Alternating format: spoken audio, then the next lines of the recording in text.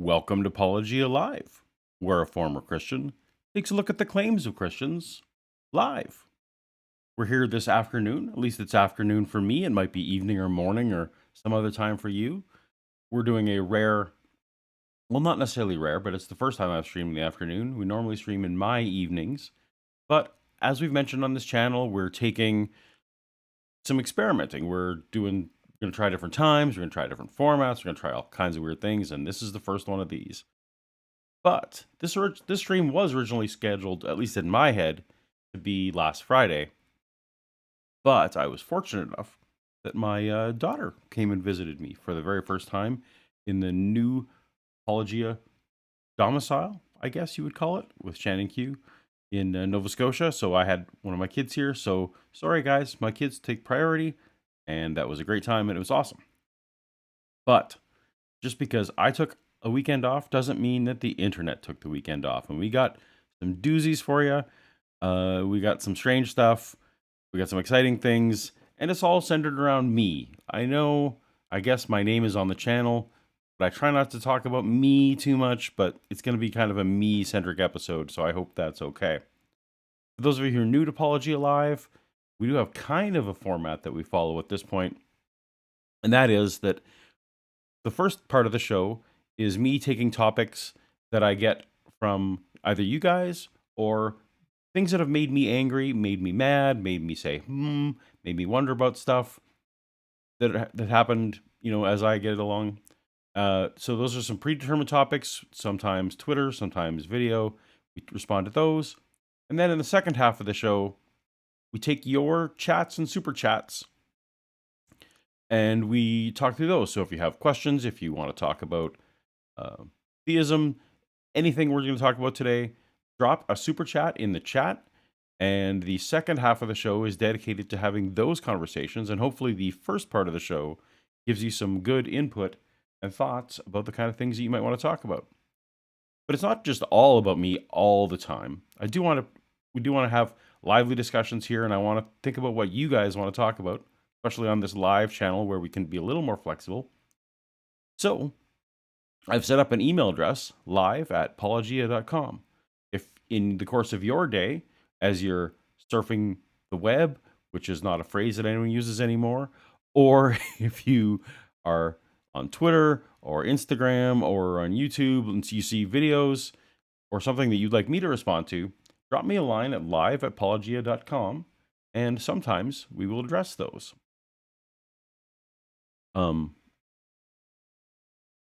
Yeah. So we have a number of weird topics today. I actually had to jettison a few. I need a producer. I don't have my producer. I ended up jettisoning a few things. They'll probably make it back later in the week, but again, I had to focus primarily on things that happened this weekend surrounding me, Paulogia, which is unusual for so much stuff to happen. Let's look at the first one. That is this. Those of you who've been watching Paulogia Live know that I often cover Frank Turek. Well, it turns out that I have now had a conversation with Frank Turek. I am to be the next guest, along with Frank, on the Unbelievable show based out of the UK, and it's happening this Friday. We've already recorded it, but the conversation will be happening this Friday between me and Frank. He wrote a book with his son regarding superheroes and Star Wars. And I guess they thought of me when it came to superheroes, apologetic Star Wars. Boom, let's get Paulogia in here. That was, I don't want to characterize it too much. Hopefully you'll tune in, but a little bit of an announcement on Friday evening, and I don't know exactly what time, so subscribe or stay tuned to the channel. I, along with hopefully some other guests, will be doing a watch party, as it were, commentary on my chat with Frank, and everyone gets to rip me apart and tell me how I did and where I did well and where I did poorly. So, strangely enough, out of the blue, I have now spoken with apologist Frank Turek, who we cover quite often on this show. Then the other strange thing that's happened, strange thing that dropped, Take a listen to this. By the way, Bill, I've got to give Paulogia credit for creativity. This cartoon of Bart Ehrman looks just like Bart Ehrman. Really creative way to present this material. Yeah, it's just sad that this Paulogia is so taken in by Professor Ehrman on these things when the wide consensus of scholarship is quite in the other direction. It really, Habermas is giving us a more accurate representation here. Paulogia is just sad. Some of you may remember a few years back, William Lane Craig first addressed me on his podcast regarding some resurrection, and we actually ended up doing some back and forth on that. Well, it turns out that my more recent video with Bart Ehrman and Gary Habermas also caught William Lane Craig's attention. So this morning, part 2 of that dropped, so that is now complete. I haven't had a chance to listen to it yet, but I did hear that snippet, and I thought I would share it along with you. Apparently, I'm just sad. Anyway, I probably will be responding to that video. I am going to reach out to Dr. Bart Ehrman to see if he would like to be involved, since some of the claims are about him. As you know, though, Dr. Bart Ehrman and Mike Licona, Dr. Mike Licona, are having a 7-hour-long resurrection debate this weekend. That's this weekend, April 9th.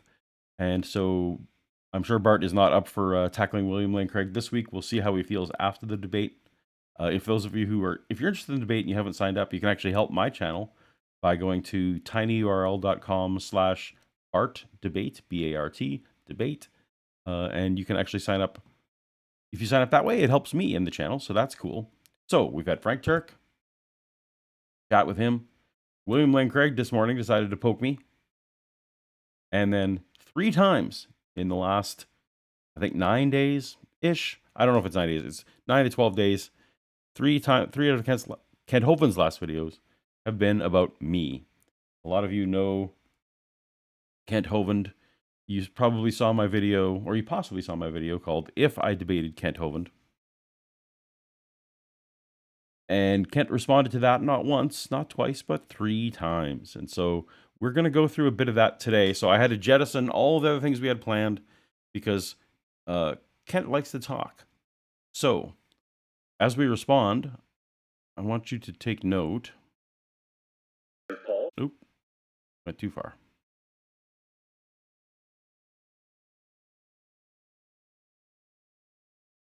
Now, take note that I have put timestamps on the screen because part of the reason why we're going through this is an overarching point. There's an overarching point that I feel is important to be said, and that's why we're doing this, and we'll get to that at the end.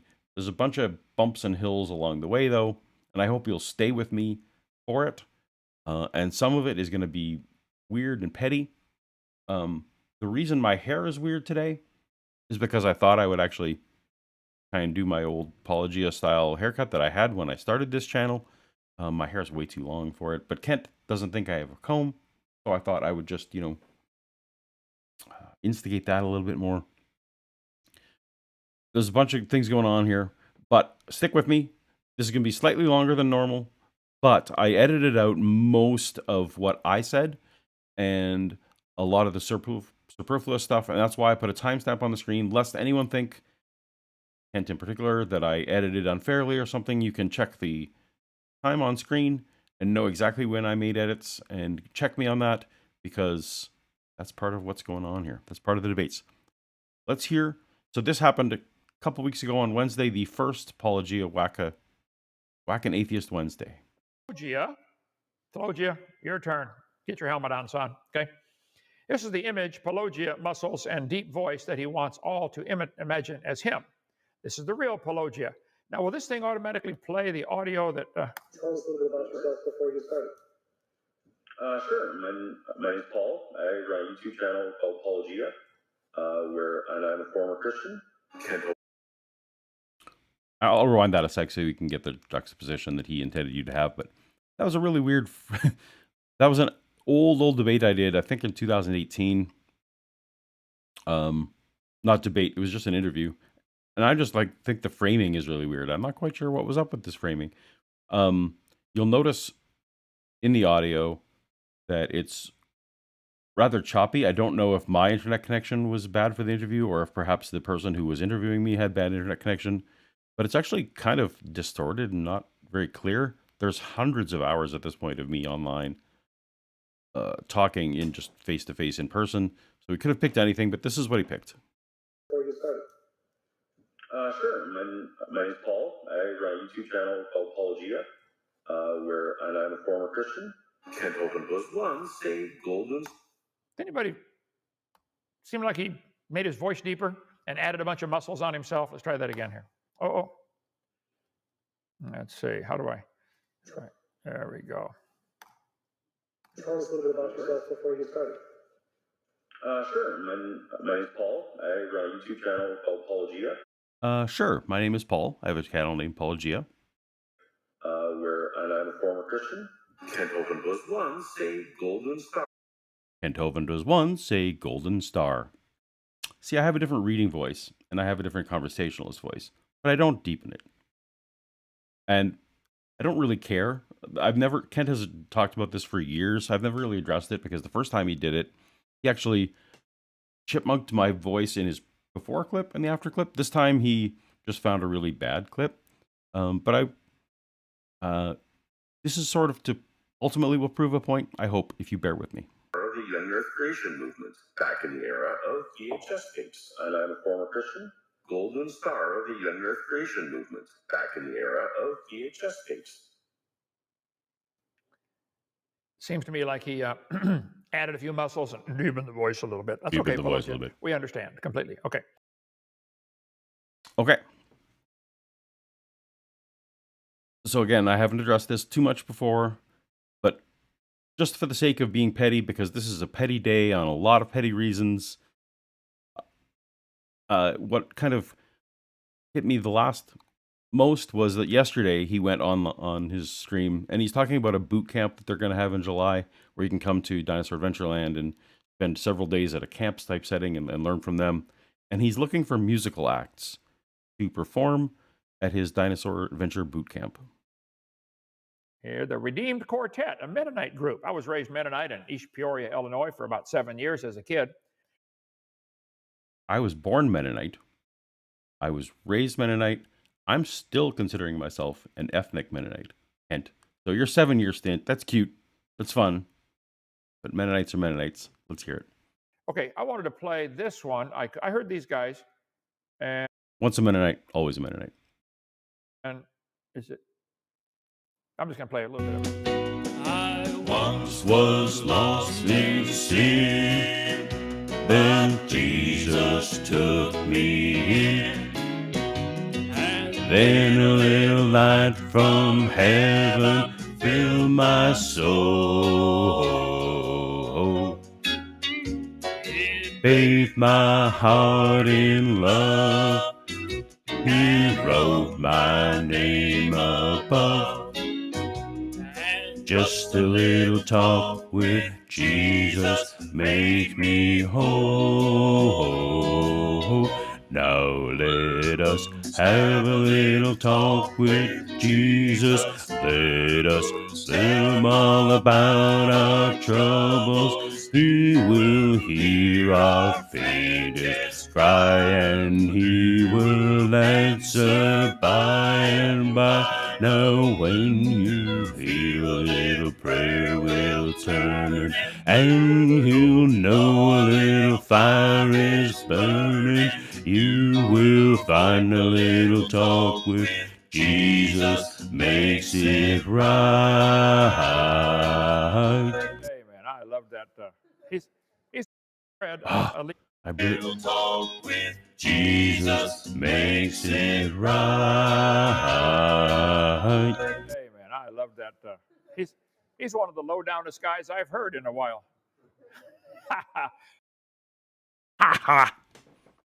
All right, Kent. That's me being your low down guy. When I started on YouTube, I never expected to one day be in my room alone with my dog, singing to dozens of people watching me live stream. But that's what happened. I'm not a great singer. But once you're a Mennonite, you sing the bass parts. You know how to do it. Kent, I invite you. My voice isn't modulated. I can talk high. I can talk low. It's not modulated. It's not checked. Compare this with what you normally compare. Welcome to Paulogia, where a former Christian takes a look at the claims of Christians. Go compare that with other videos. I don't know what it is about this with you. I don't know if it makes you feel emasculated. I don't know what it is, Kent. But move on. Let's talk about actual science, shall we?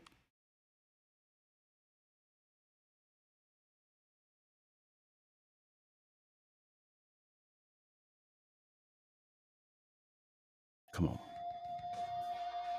By the way, I'm playing the first probably 8 or 10 minutes of Paulogia's video where he said, if I debated Kent Hovind, then this is what he'd want to do. Okay, you're on. Fair enough. I'll take on 100 more. Bring them on, guys. He's merely looking for notches on his debate belt. Paulogia, you are simply mistaken. We are focused here on getting people saved, getting people prepared to go to the kingdom of heaven, and that's the focus of our ministry. The debates are simply to shut idiots like you who believe they came from a rock up. Okay? So I don't believe that that's true. I feel like this is a vanity project for you. Both Dinosaur Adventureland, you've got yourself on the gate. Your channel name is Kent Hovind Official. This is a vanity project for you, as well as I'm sure you're trying to earn souls. But what we're going to notice here is that you called me an idiot, and you said that I believe that people come from a rock. Now, the point of the video I made, If I Debated You, was to try to get us onto an intellectually honest page. The video you responded with is generally going to say that you'll agree with the stipulations, but you constantly prove again and again that you're not actually interested. You don't actually care about being intellectually honest because you were slinging ad homs, and you don't actually adhere to what I believe. So this is just going to be a start of a pattern. Also, I deliberately kept in all of Kent's comments in here. There's a few more than I actually would have needed for this video, but just for the sake of not being openly transparent with everything he said in the video, we're going to get all of Kent's comments. I'd be glad to. Anytime. Yeah, bring it on. So why haven't I accepted these challenges? Great question. Let's hear it, Paulogia. Great question. By the way, I'll extend it again tonight. Call me, 855-BIG-DINO. I'm extension 3. My phone's charging. It's not because I'm scared. You are? Yes, you are. Yeah, we know that, but that's okay. Kent Hovind is currently convicted of some serious charges, with an appeal withstanding. Others may make other choices, but I would need that matter resolved before I personally would be willing to share a virtual or physical stage with him. You've got to be kidding, Paulogia. You have no clue what you're talking about, okay? We won't get into all that. Chris, is this coward's way out? All right, so for those who don't know, Kent Hovind is currently convicted of domestic abuse. Again, however, it's in the appeal process, and he's not served any time for it. The initial conviction might be overturned. So all I'm saying is that is a very serious charge, and I personally, even though other people may want to do other things, I'm fine with that. It doesn't bother me. I feel like domestic abuse is one of those serious things that I don't want to share a virtual stage with someone for. I'm willing to talk about their ideas, which is what I've been trying to do here. But it was worth noting that one of my stipulations, Kent, would be clear your name, which I know you're trying to do. If your name is cleared, great. Then that sort of cloud is clear and no longer looming, and we can move on. But your little laugh and say that I have no idea what I'm talking about. Yeah, I don't. I'm not claiming to know whether you're innocent or guilty. I'm just saying, you're in the court system. I assume that the best evidence will be presented there, and that the fairest possible judgment will be rendered. So the fact that I don't know what I'm talking about, that's fine. I just know that there's currently a conviction, and that I would like to not make that part of any of the science we're talking about, ideally. Okay, so clear that up, and then we can talk about science. Great. I also gave you an out if you don't want to wait that long, which you kind of took, kind of didn't. It dawned on me why Kent Hovind debates are so frustrating and pointless. Oh, they're frustrating because you guys are wrong and I'm right. Okay, they're not pointless. They make the point really well. To reiterate, stipulation 1. There's lots of reasons why Kent Hovind debates are frustrating. But is agreeing in advance to definitions of the key terms, particularly the word evolution. Okay. So if you haven't watched that video, you're going to want that for the full context because I've really shortened it up. But it makes sense, right? That if you're in a debate with someone about evolution, that you both should agree what the term evolution means. Doesn't matter what the debate is about. If you don't agree to definitions, you're not talking about the same thing, so you're talking past each other. Get on the same page. The debate is better. He's going to go to stipulation number 2 in a minute, but let me go answer this, Paul. Let's see. Here we go. And come over here. Click on this screen or something. Right. Okay. What is the definition for the term evolution? Downloaded today off the internet. I don't know when Stanford University put it up there, but. All right.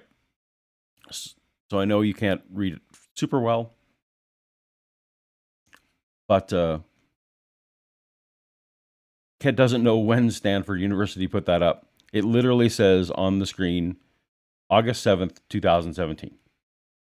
So Kent's ability to Google something and take the very first result that comes back and slap it into his slideshow is his idea of research, but he's not even reading the paragraph he copy and pasted. Thank you to Atheist Jr. for pointing this one out in his stream. Atheist Jr. did a full live stream that includes every single minute of Kent's response to me. So if you actually want to slog through all the details, I've cut it down to just 12 minutes. If you want to talk about the hours of it, head over to Atheist Jr.'s channel. Anyway, this is great research, Kent. Good job. Okay. Evolution is defined as any net directional change or any cumulative change in the characteristics of organisms or populations over many generations. In other words, descent with modification. Yes. It explicitly includes the origin as well as the spread of alleles, variants, trait values, and character traits. So I'm sure when Kent Googled definition of atheism, or not atheism, that's on my brain. Don't talk to me with that. That was last week. Definition of evolution, he got this first result, and it probably just made him happy, and he didn't look any further because it has a little phrase in there. Let's take a look.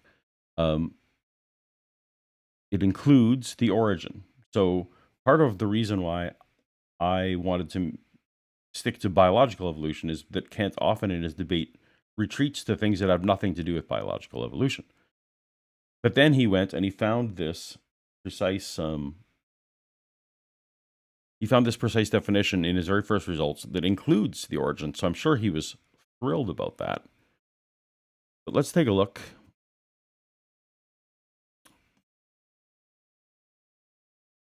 Let's take a look at the actual website. So if you click on the link and you go to the Stanford Encyclopedia of Philosophy, which is where Kent found this definition, again, published August 25th, 2017.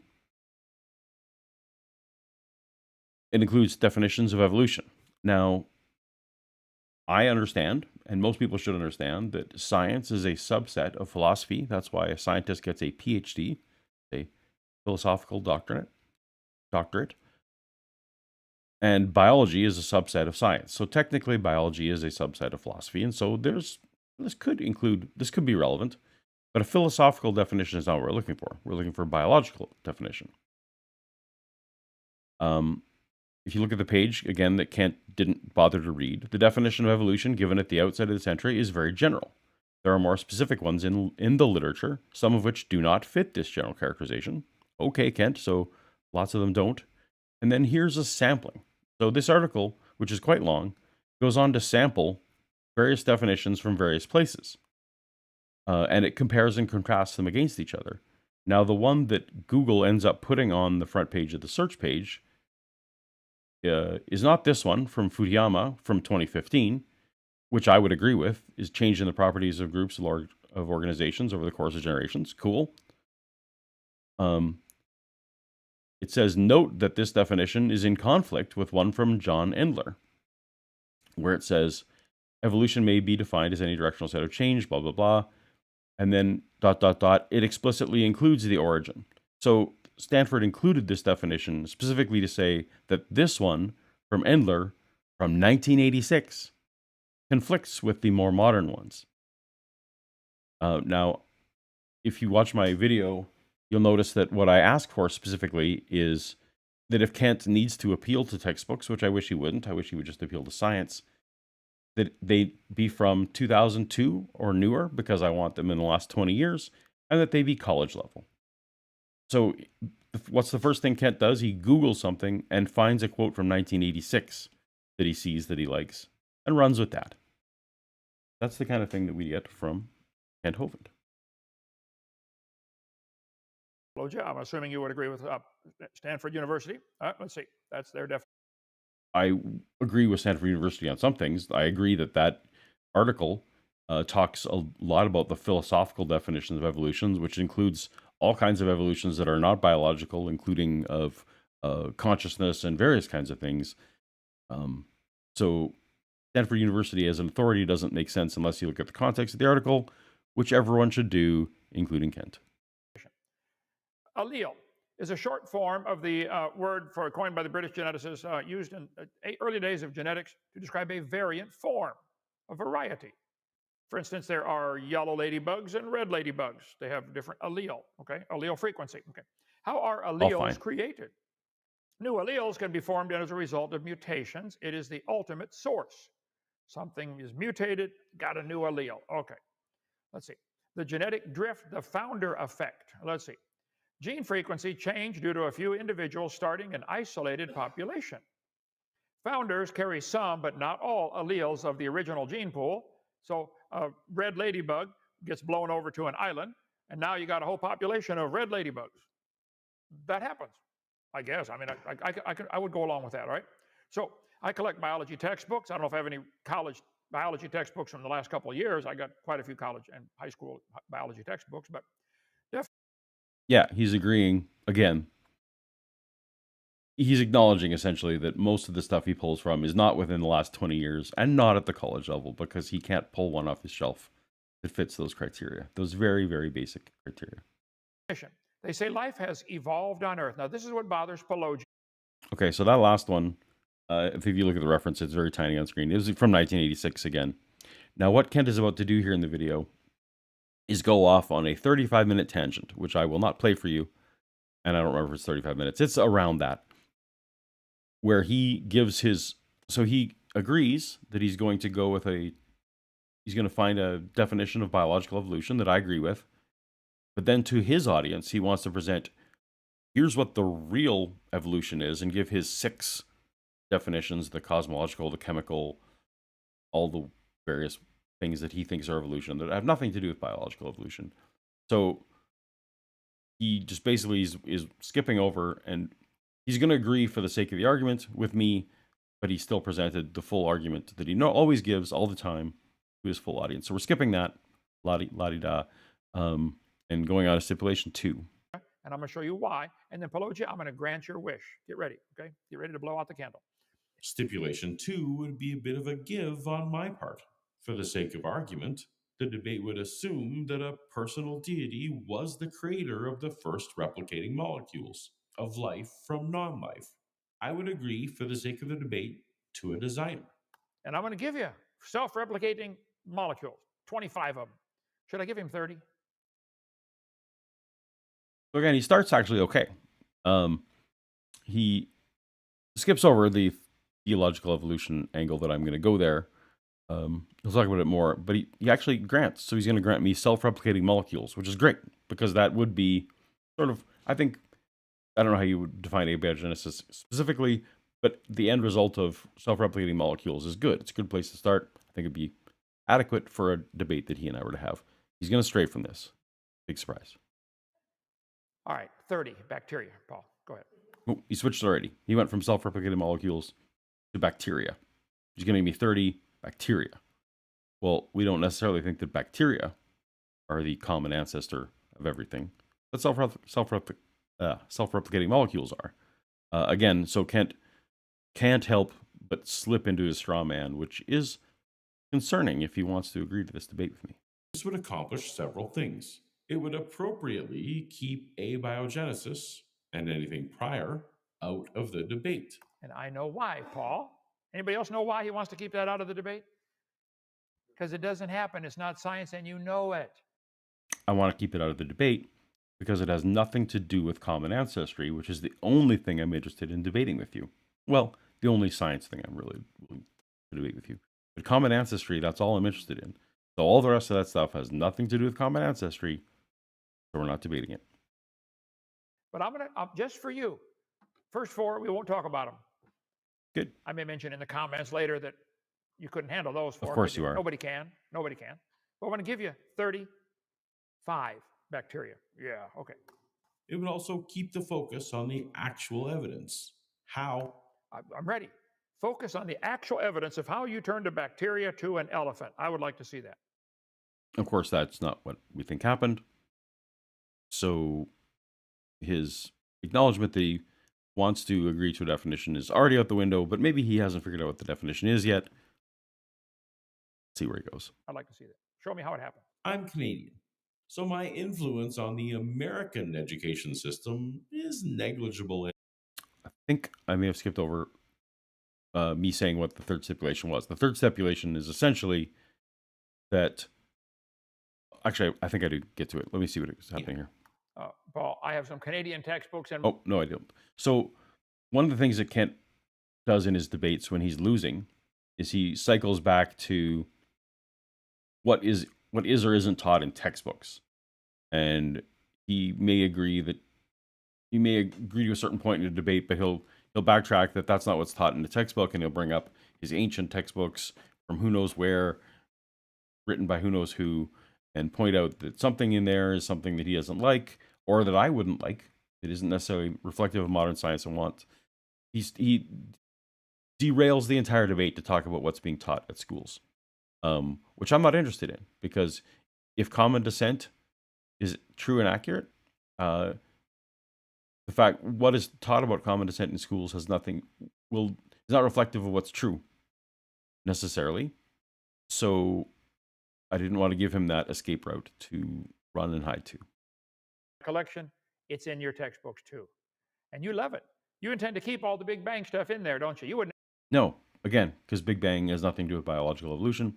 I actually would probably debate you on Big Bang cosmology if you wanted to just stick to that one topic, but it's entirely separate from common descent. Try to get that out, even though you don't want it in the debate. Why don't you get it out of the textbooks, Paul? Those first four, come on. Origin of life, never been demonstrated. Why don't you get that out of the books in your Canadian system up there?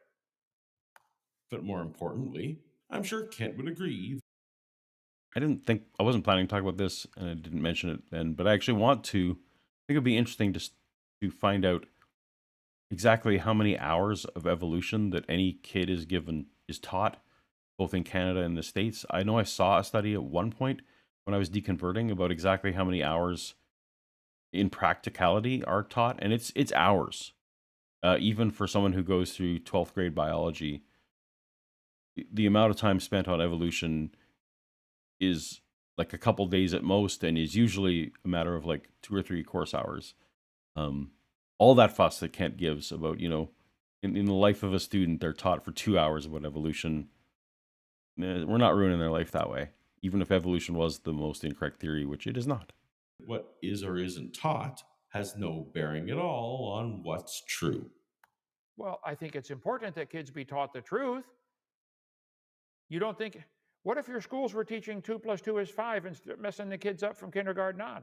Then I wouldn't be debating whether 2 + 2 is 5 is true on the internet.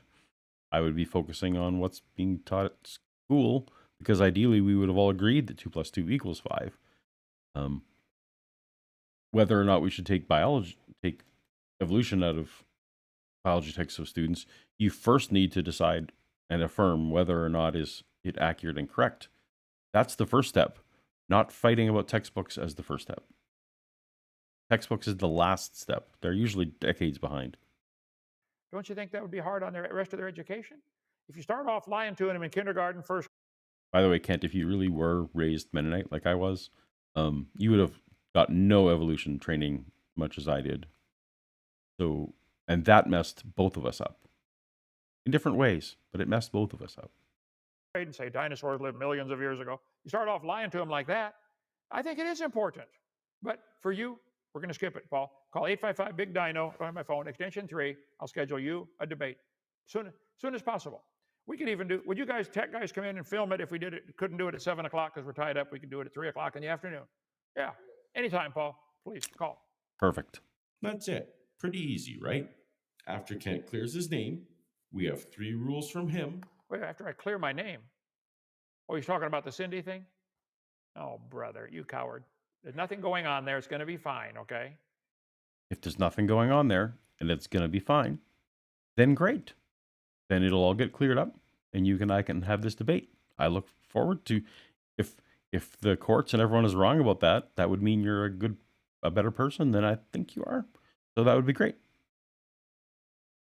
Anyway, that's up to the courts to decide, not to me. It's not a coward way out. I just would rather not share the stage with someone with a current conviction in that particular realm of morality, shall we say. Just come on. Call for the debate, Paul. 855 Big Dino, please. Fair enough. What's the evidence for evolution of any animal? We're going to start with bacteria. How do you get... No, we're going to start with self-replicating molecules like you offered me initially. A single-celled bacteria to any other kind of animal, and where's the scientific evidence? How long have they been trying to do that in the laboratory and can't do it? But you think it happened by itself? Okay, fair enough. I'm going to take your stipulations, Paul. Call 855 Big Dino. I'm not sure why. He is, but he says he is, but then he's going to go on to demonstrate that he's clearly not.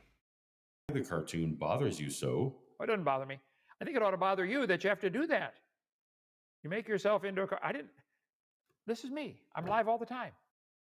So I didn't have to make myself into a cartoon. Those of you who follow me live and have had interviews, you know that when I started the channel, I was a cancer patient.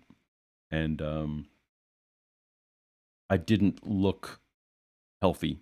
I looked like I was a cancer patient. And I know that on YouTube, appearance does mean something. It shouldn't. When you're presenting ideas, it shouldn't matter what you look like or what you sound like or any of that kind of stuff. But I knew it did. And so I felt more comfortable. I felt like my message would be better received if I used some of my animation skills and did cartoon form. So that's why we started. That was the impetus to why it started that way. So Kent, it wasn't, if you want to call that cowardice, whatever, I just wanted to be the most effective at presenting my material, which I'm sure you would want to do as well. I don't deepen my voice either to make me sound more authoritative. I don't deepen my voice to make myself sound more authoritative. I can't wait till he's done with this. I think it's funny. Go ahead. I'd be perfectly willing to let you use the idea. I've never drawn a cartoon of me in my life. I wouldn't know how to do it. Somebody sent that to me, and I stuck it in my seminar series. I'm sorry it bothers you. I'll remove it for this debate if it helps, okay? It doesn't, but as you just said, I just think it's funny. Somebody else did that. I get no time to counter the counter. Okay. Paulogia, just for you, we'll go take 1 point, the best evidence for evolution, and discuss it back and forth all night. You give the best evidence. I'll explain how stupid it is. Then you can explain where. I'll explain how stupid it is. Yes, this is the man I'm looking for an honest debate with. Wrong. And then I'll explain where you're wrong. We'll take just 1 point. When you're sick of that one, then you can go on to number 2. Okay? Good point you made here. And he granted me a good point. We can go back and forth on just 1 point as many times as you'd like. Where is the evidence of a bacteria ever producing anything other than a bacteria? I want scientific evidence, something you can document, not imagination. For the format Kent proposes, there's no reason I'd even need to be present. I will refrain. Paulogia, call 8. I'm really curious. Please let me know in the chat or the comments, super chats, whatever. What do you think he meant? So he paused there and said, I will refrain. I honestly, my mind just doesn't work like Kent's. I have no idea what inappropriate thing that he thought he was going to say. Genuinely don't. So if you have insight into Kent's mind, I'd love to hear it. 5 Big Dino, schedule a debate. You give the best evidence for evolution. I'll explain why it's not. You go back and say, yes, it is, and tell me why I'm wrong. And we'll go back and forth on just that one until you want to move on. How's that? Fair enough? Good. The real you, no voice deepening, and no cartoon characters with the muscles. The real you and the real me. We can do it on my channel, your channel, standing for truth. How's that one? Yeah. Any questions or comments? 2020. Okay, so that was the end of the first one. That was by far the longest clip. That's 80% of what we're going to see tonight. So if you made it this far, stick with me a little bit longer. I promise also I will not be singing anymore. For those of you who are coming late, that happened earlier. I'm sorry about that. Anyway, so now we're going to jump ahead to this previous Wednesday, I guess 5 days ago or so, when it was part 2 of the Whack and Atheist Paulogia. And we'll jump right in. Actually, so the first one was dealing with my debate stipulations. Then he moved on in a 2-night series to talk about science that I talked about. Tonight, Whack and Atheist. Again, we got one.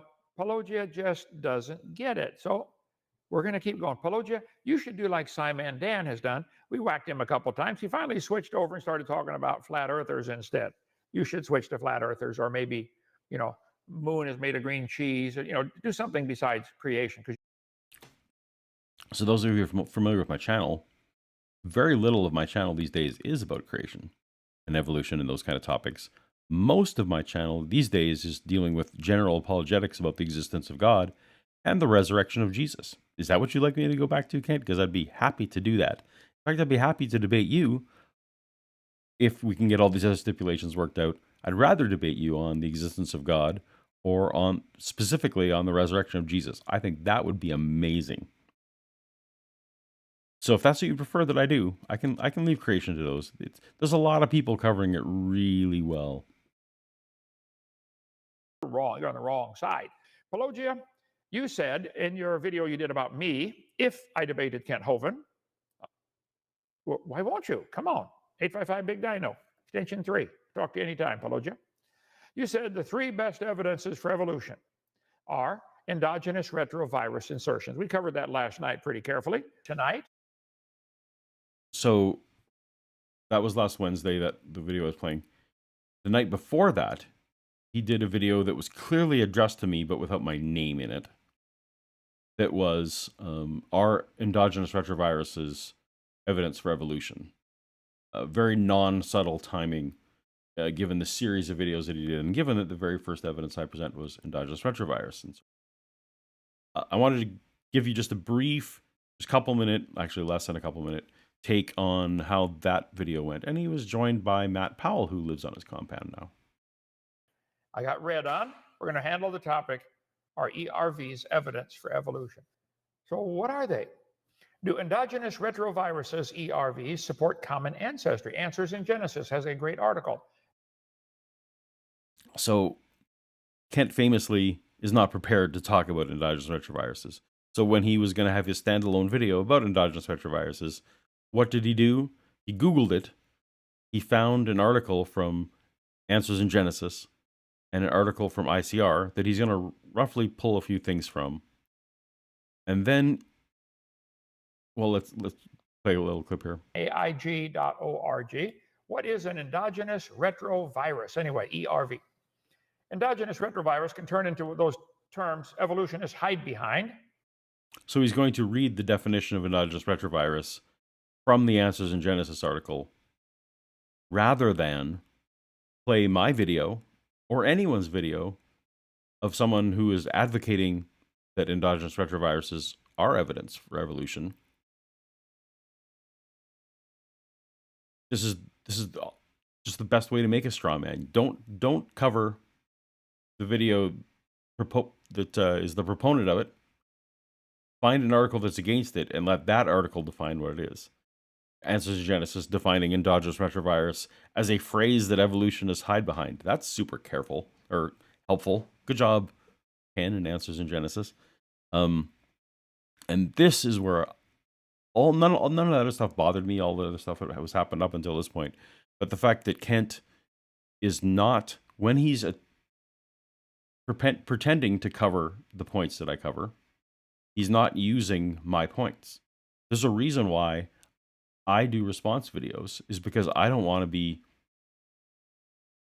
accused of presenting strawman arguments. Now, it's true that Christians they don't agree all the time about certain things. So when I'm presenting one Christian's view, I understand that it's not presenting the view of Christianity as a whole, but at least I can demonstrate that that one person held that view and that I'm responding to that one person.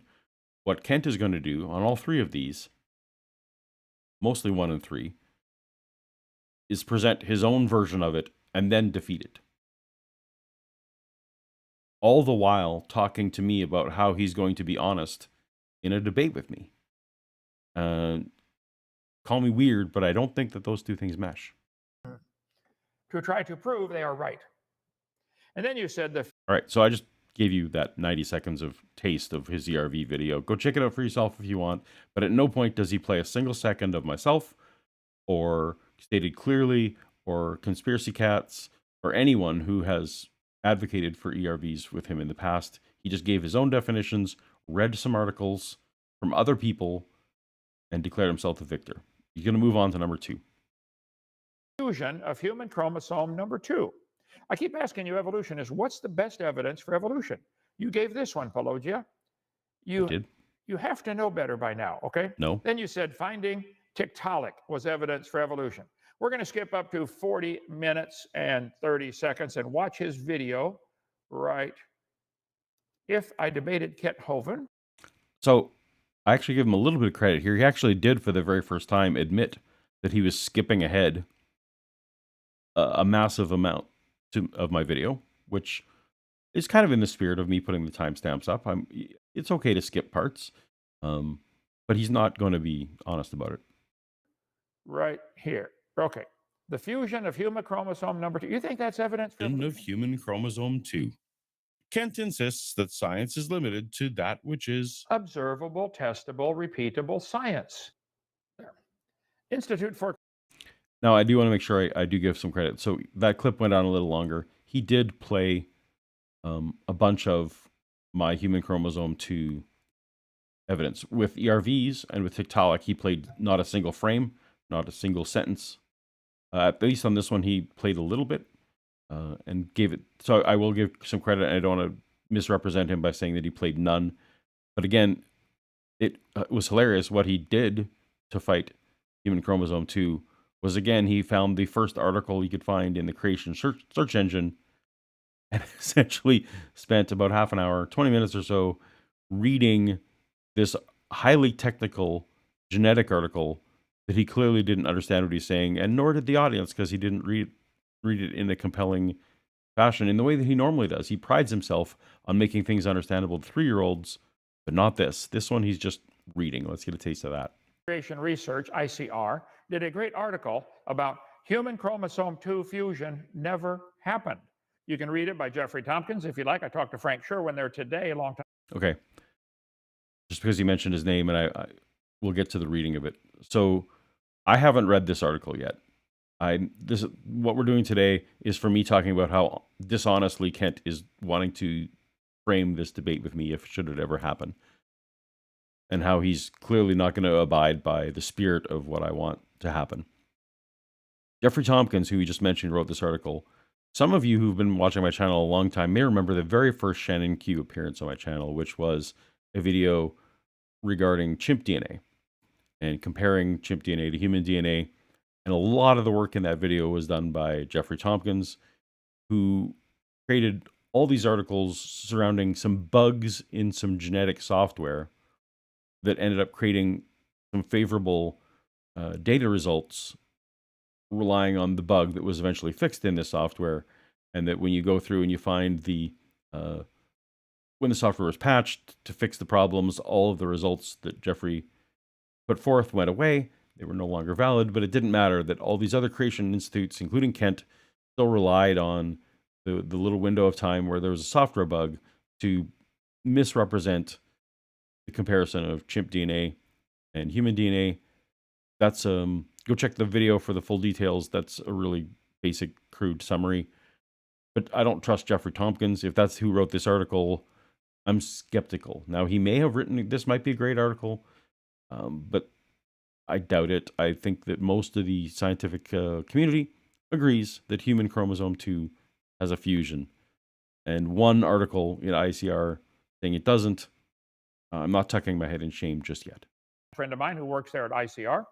One of the more popular arguments used for humans supposedly evolving from apes is known as chromosome fusion. It should be noted that the 14% degeneration cited by the authors refers to the corruption of just the 6 base sequence pairs, not the whole 798. Human chromosome 2 fusion. So I gave you just a little taste of that. Kent read a good chunk of the article, which is highly technical, and he didn't summarize it, didn't attempt to communicate it at all, just basically read it. It's painful to watch. Go watch it if you want to. Kent's going to. I kept in the bit of the summary that's at the end of the article, but again, none of these were Kent's ideas, and I have some people in my comment section have put forth the idea that anything newer than what Morris, I forget the first name, Henry Morris, I believe his name is, who Kent was inspired by and got most of his data from. Anything newer from the science of Henry Morris, he just doesn't know, doesn't follow, and he basically reads what the other groups do instead. I feel like that's what happened here. I'm not sure Kent understands exactly what human chromosome 2 fusion means. He found an article that said it didn't happen. Boom, done. Theory doesn't hold up to scientific scrutiny. You said that was your second best evidence for evolution, Paulogia. Sorry, you're mistaken. Take that one out. Your third one you said was finding Tiktaalik. Let's go back. Here is Tiktaalik, like a salamander. They said, oh, this is the missing link between fish and amphibians. Okay, so again, here's my problem. I don't care about Tiktaalik. I don't think Tiktaalik is the best fossil out there. It's a good fossil. I don't think it's necessarily the best example of transitional form. I don't think there's specifically strong evidence that that Kent would agree to in terms of that it had offspring that were different than itself. It's very similar to a lungfish, so I mean we have even extant features that have similar features. What is cool about Tiktaalik and what my entire video is about was the circumstances surrounding finding it. Go watch the video. I don't want to go into all the detail there, but the circumstances surrounding finding it I found very compelling because they made very specific predictions, and those predictions ended up coming true in the finding of it. But what does Kent do? He finds a picture of Tiktaalik, and then he spends his entire rebuttal discussing why fossils in general are not great evidence as far as he's concerned. He spends not 1 second trying to explain or understand the circumstances surrounding Tiktaalik and why that is more the evidence that is compelling as opposed to the actual bones that were found and that kind of thing. The circumstances around it, highly compelling. It doesn't care, just skips it. That's the end. That's the end that I included. So I hope I demonstrated there that Kent Hovind, while he gave lip service to agreeing to my terms that I put forth in the video, just other than the first one, which is clear his name first, which if it's no problem, no problem. I'm glad, excited that you have name cleared and we can move on to talking about ideas. He agreed to my terms, but he demonstrated over and over that he was not really planning to stick to it, nor is he giving any attempt to actually create a demonstration, a definition of evolution that biologists would agree to. He, again, just wants to straw man to his audience. What he puts forth in those videos are really designed to make sure that only his audience gets his version of what I said, and that he can straw man that and make sure that his audience is never sullied by what I actually said. So when that third video came out, I decided that I would put a comment. I actually happened to catch the end of it live, so I was able to be the first person to comment on it. Let's see. I know you guys can't fully read that because it's pretty tiny. I wanted to give the screenshot to show that it was on the video, that I was the first comment being made. So I'll read to you what I wrote on Kent's video. Hello, Kent. I appreciate you giving your response a try, but I find it interesting that you talk about lies and want an honest debate, yet while you present ERVs yesterday and Tiktaalik, you didn't play my presentation. You gave your own strawman version of it that were not remotely addressing my points on either topic. If you have the truth, you shouldn't be afraid of anything I said. If your audience isn't afraid of the truth, they should search YouTube for If I Debated Kent Hovind, Paulogia, and find out what Kent was too afraid to actually play. And then in parentheses, I hope we can debate someday so that we can do a duet on a classic hymn. I'll sing bass. Now, when I wrote this, I didn't know that one day I would humiliate myself and actually do that on camera. I'm sorry, everyone. Anyway, I presented this. I put this comment on his video. And lo and behold, I asked a couple of friends to check to see if they could see it. And even though it was only a few minutes old, I could not. Which meant that my Paulogia channel was either blocked or hidden from Kent's channel. But as you now know, since you're on it, subscribe if you're new here. I have a second channel now called Paulogia Live. So I thought I would copy and paste that comment and post it from the other account, adding in the sentence, "Seems you've bravely blocked my main account," which may or may not have been inciting. I don't know, may have been rude, but I very quickly after that, this comment was also blocked, which proves to me, once again, that Kent is not interested in honest discussion. What he's interested in is painting a narrative for the people who follow him that he has defeated everyone. He's not on a truth quest. As I said, he's denying it. You're not on a truth quest, Kent. You're on a quest to have your name be in the hallowed shrines of young earth creationism, along with your mentor, wannabe role model, Henry Morris, who had 300 debates. And that's really all you're going for, is these debates where you say the same thing over and over. You pay no attention to what the other person is saying. That's not the kind of debate I would ever be interested in, which is why I gave you a chance to respond on video. And when you had the chance to respond on video and you took it, you completely failed to honestly represent me in any way. So this is not looking good for us ever actually having this debate, which is maybe too bad. Maybe you would think that it's great that I will never ultimately debate Kent. Either way, sorry we're stuck on one topic today, but I wanted to get that off my chest. It's not something I wanted to put on the main channel, but hopefully you enjoyed being a little bit petty with me here, and you enjoyed, well, as much as you can enjoy, this little bit of a deep dive on the 3 recent responses of Kent Hovind to what I have been presenting in his. So let's move forward to the second half of the show, where we find out I've been completely ignoring the chat because, as you may well be able to notice, I can't multitask. I'm still learning to produce my show. We're still a little shallow in. We're not. We haven't quite got this all figured out yet, and I will definitely not do my hair this way again because it's a little bit long. But let's see. We have a handful of super chats here. I think they're going from top to bottom. We'll work on that way. The first one from Dutch One. I'd love to hear you sing again. Don't mind if it's Christian hymns. Well, most of the singing I've done in my life, not all of it, but was done in worship bands and that kind of thing. So anyway, again, my apologies. Thank you for putting up with it. It was just my little bit of petty retribution, shall we say.